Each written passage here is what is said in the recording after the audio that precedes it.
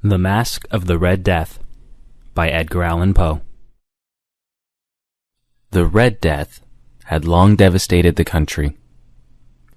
No pestilence had ever been so fatal or so hideous. Blood was its avatar and its seal, the redness and the horror of blood.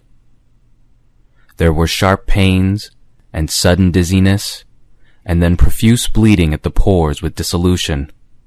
The scarlet stains upon the body, and especially upon the face of the victim, were the pest ban which shut him out from the aid and from the sympathy of his fellow men.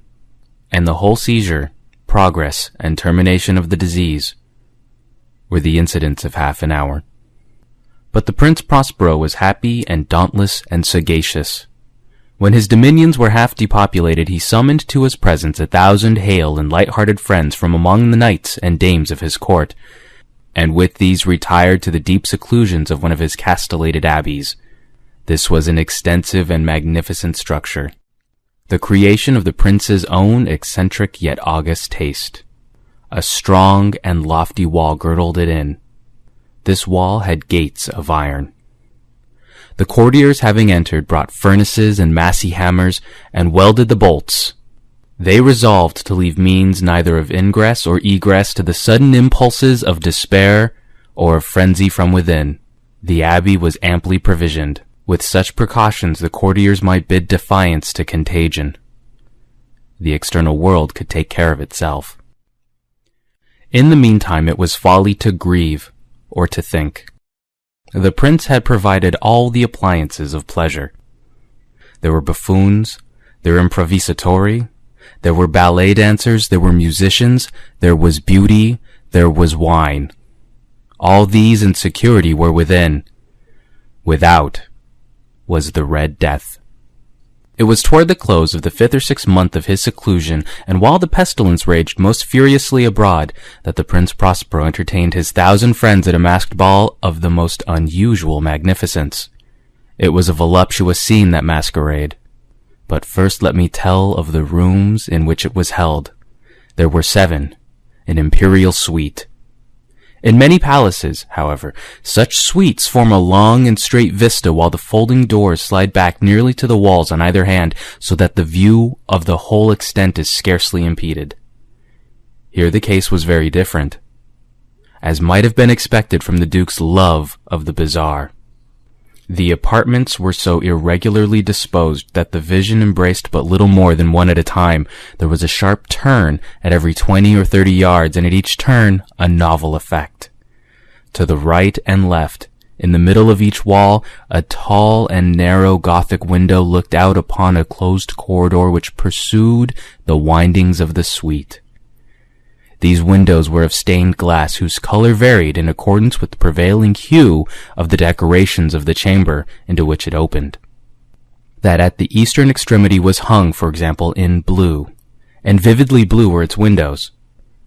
The second chamber was purple in its ornaments and tapestries, and here the panes were purple. The third was green throughout, and so were the casements. The fourth was furnished and lighted with orange, the fifth with white, the sixth with violet. The 7th apartment was closely shrouded in black velvet tapestries that hung all over the ceiling and down the walls, falling in heavy folds upon a carpet of the same material and hue. But in this chamber only, the color of the windows failed to correspond with the decorations. The panes here were scarlet, a deep blood color. Now in no one of the 7 apartments was there any lamp or candelabrum amid the profusion of golden ornaments that lay, scattered to and fro, or depended from the roof. There was no light of any kind emanating from lamp or candle within the suite of chambers, but in the corridors that followed the suite there stood opposite to each window a heavy tripod bearing a brazier of fire that protected its rays through the tinted glass and so glaringly illumined the room. And thus were produced a multitude of gaudy and fantastic appearances. But in the western or black chamber, the effect of the firelight that streamed upon the dark hangings through the blood-tinted panes was ghastly in the extreme.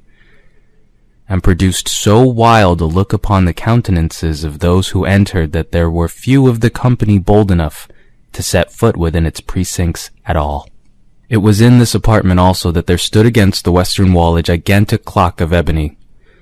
Its pendulum swung to and fro with a dull, heavy, monotonous clang, and when the minute hand made the circuit of the face and the hour was to be stricken, there came from the brazen lungs of the clock a sound which was clear and loud and deep and exceedingly musical, but of so peculiar a note and emphasis that at each lapse of an hour the musicians of the orchestra were constrained to pause momentarily in their performance to hearken to the sound, and thus the waltzers perforce ceased their evolutions, and there was a brief disconcert of the whole gay company. And while the chimes of the clock yet rang, it was observed that the giddiest grew pale, and the more aged and sedate passed their hands over their brows as if in confused reverie or meditation. But when the echoes had fully ceased, a light laughter at once pervaded the assembly. The musicians looked at each other and smiled as if at their own nervousness and folly, and made whispering vows, each to the other, that the next chiming of the clock should produce in them no similar emotion. And then, after the lapse of 60 minutes, which embraced 3,600 seconds of the time that flies, there came yet another chiming of the clock, and then were the same disconcert and tremulousness and meditation as before. But in spite of these things, it was a gay and magnificent revel. The tastes of the Duke were peculiar. He had a fine eye for colors and effects. He disregarded the decora of mere fashion. His plans were bold and fiery. His conceptions glowed with barbaric luster. There are some who would have thought him mad. His followers felt that he was not. It was necessary to hear and see and touch him to be sure that he was not. He had directed in great part the movable embellishments of the 7 chambers upon occasion of this great fete, and it was his own guiding taste which had given character to the masqueraders. Be sure they were grotesque. There were much glare and glitter and piquancy and phantasm, much of what has been since seen in Hernani. There were arabesque figures with unsuited limbs and appointments. There were delirious fancies such as the madman fashions. There was much of the beautiful, much of the wanton, much of the bizarre, something of the terrible, and not a little of that which might have excited disgust. To and fro in the 7 chambers there stalked, in fact, a multitude of dreams, and these, the dreams, writhed in and about, taking hue from the rooms, and causing the wild music of the orchestra to seem as the echo of their steps. And anon there strikes the ebony clock which stands in the hall of the velvet, and then, for a moment, all is still, and all is silent save the voice of the clock.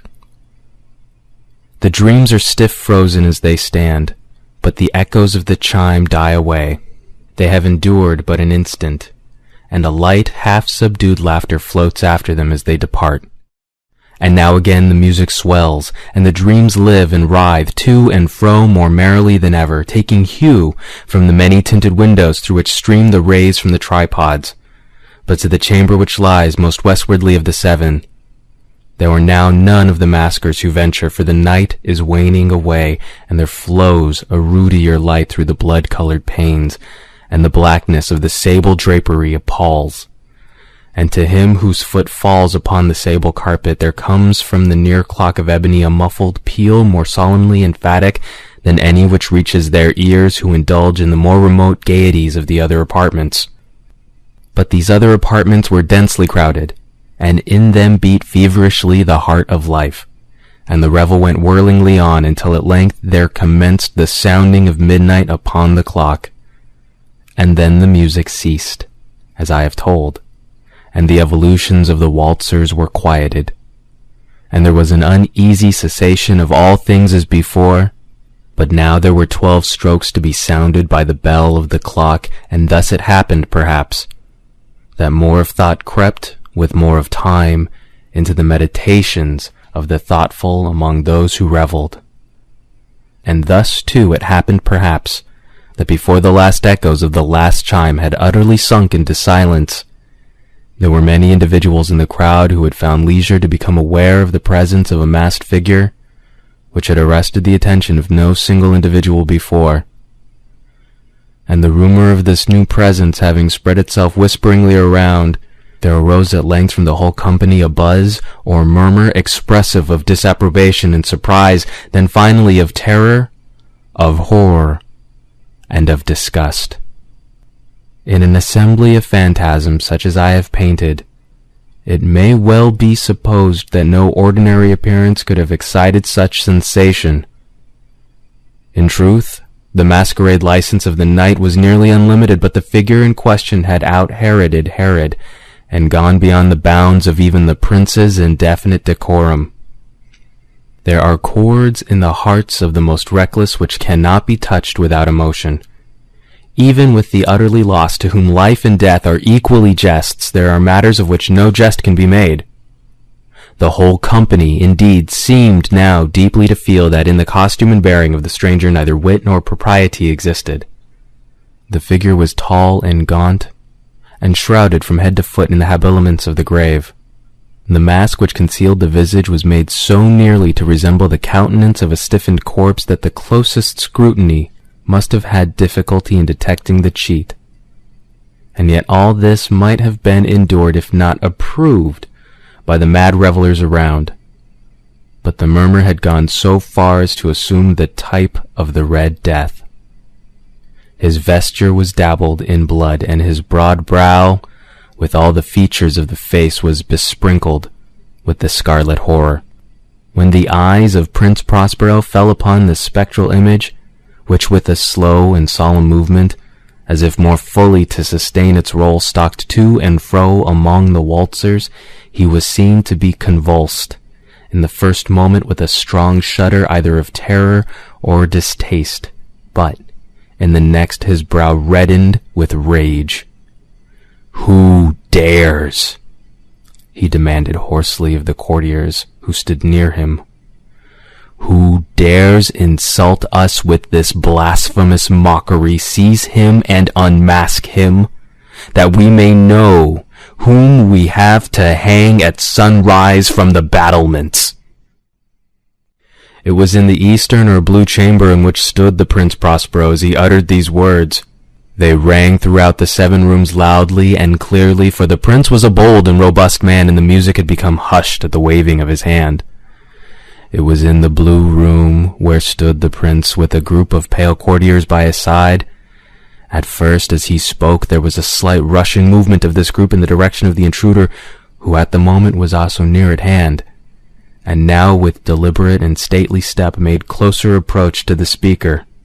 But from a certain nameless awe with which the mad assumptions of the murmur had inspired the whole party, there were found none who put forth a hand to seize him, so that unimpeded he passed within a yard of the prince's person, and while the vast assembly, as if with one impulse, shrank from the centers of the room to the walls, he made his way uninterruptedly, but with the same solemn and measured step which had distinguished him from the first, through the blue chamber to the purple, through the purple to the green, through the green to the orange, through this again to the white, and even thence to the violet, ere a decided movement had been made to arrest him. It was then, however, that the Prince Prospero, maddening with rage and the shame of his own momentary cowardice, rushed hurriedly through the 6 chambers, while none followed him on account of a deadly terror that had seized upon all. He bore aloft a drawn dagger, and had approached, in rapid impetuosity, to within 3 or 4 feet of the retreating figure, when the latter, having attained the extremity of the velvet apartment, turned suddenly and confronted his pursuer. There was a sharp cry, and the dagger dropped gleaming upon the sable carpet, upon which instantly afterwards fell prostrate in death the Prince Prospero. Then, summoning the wild courage of despair, a throng of the revelers at once threw themselves into the black apartment, and seizing the murmur, whose tall figure stood erect and motionless within the shadow of the ebony clock, gasped in unutterable horror at finding the grave cerements and corpse-like mask, which they handled with so violent a rudeness, untenanted by any tangible form. And now was acknowledged the presence of the Red Death. He had come like a thief in the night, and one by one dropped the revelers in the blood-bedewed halls of their revel, and died each in the despairing posture of his fall. And the life of the ebony clock went out with that of the last of the gay, and the flames of the tripods expired, and darkness and decay and the Red Death held illimitable dominion over all.